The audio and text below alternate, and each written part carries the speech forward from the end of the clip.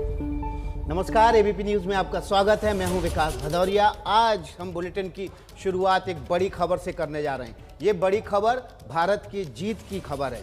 ये बड़ी खबर भारत का चीन सीमा पर परचम लहराने की खबर है। भारत चीन सीमा पर 9 महीने से चल रहा तनातनी खत्म हो गई है।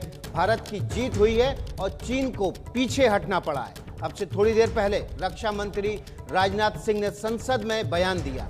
उन्होंने कहा, सीमा पर भारत और चीन दोनों तरफ की सेना अपनी पुरानी पोस्ट पर लौट रही हैं।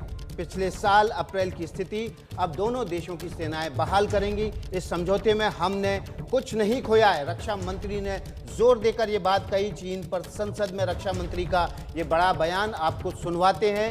इस बयान में रक्षा मंत्री ने क्या कुछ बड़ी बातें कही।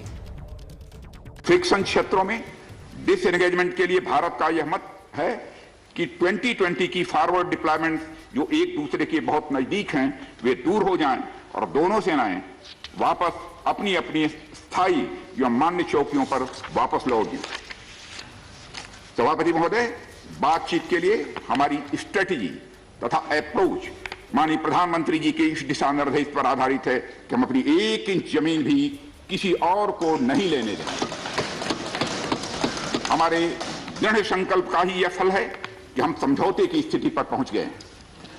इन दिशा निर्देशों के दृष्टिगत सितंबर 2020 से लगातार मिलिट्री एंड डिप्लोमेटिक लेवल पर दोनों पक्षों में कई बार बातचीत हुई है कि इस डिसएंगेजमेंट का म्यूचुअली एक्सेप्टेबल तरीका निकाला जाए। अभी तक सीनियर कमांडर्स के स्तर पर 9 राउंड्स की बातचीत हो चुकी है। राजनयिक स्तर पर भी WMCC यानी working mechanism for consultation and coordination of India China border affair के तहत भी बैठकें होती रही हैं। सभापति महोदय, मुझे सदन को यह बताते हुए खुशी हो रही है कि हमारे इस अप्रोच तथा सस्टेन्ड टॉक्स के फलस्वरूप चीन के साथ पैंगोंग लेक के नॉर्थ एवं साउथ बैंक पर डिसएंगेजमेंट का समझौता हो गया है। और इस बात पर भी सभापति महोदय इस बात पर भी सहमत हो गई है कि पैंगोंग लेक से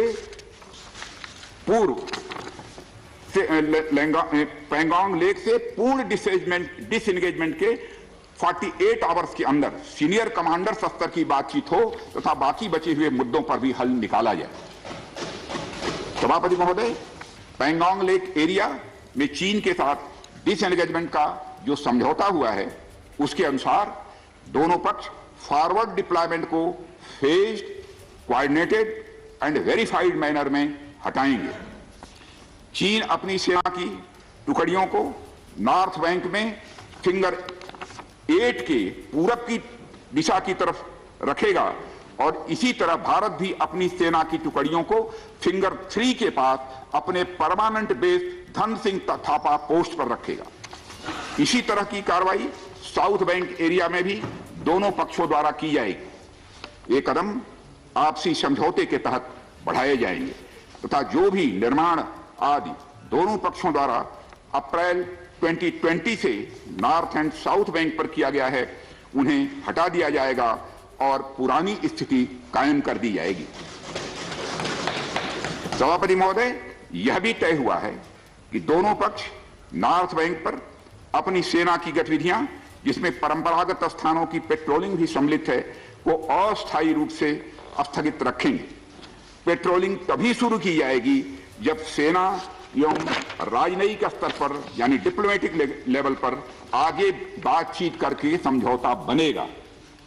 इस समझौते पर कार्रवाई कल से नॉर्थ एंड साउथ बैंक पर प्रारंभ हो गई है।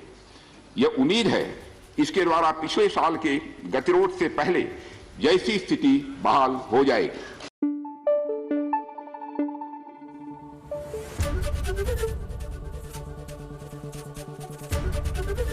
एबीपी न्यूज आपको रखे आगे।